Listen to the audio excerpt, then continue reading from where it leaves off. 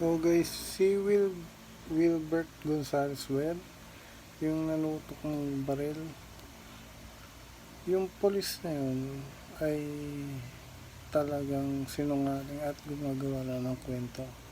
So, ang kailangan sa kanya talaga makulong na lang. So, wala na tayong magagawa dyan. Yung korte na ang bahala.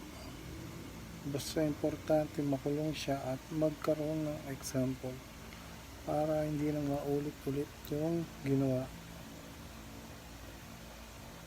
o mangyari ulit yung gano'n. So, yun lang. Pag ako tinutukan ng baril, nagbabike lang ako, syempre papakulong ko talaga yun. Hindi ako papayag na ano yun, idadaan lang sa pera yun, hindi ako papayag.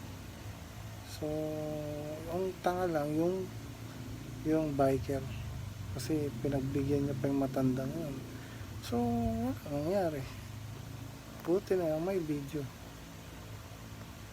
So, marami nang ginagawa yung hayop na yun, yung pulis, dating pulis na yun. So, dahil sa marami siyang ginawa na paulit-ulit, kinarma siya ngayon. Kinarma siya ng malaki.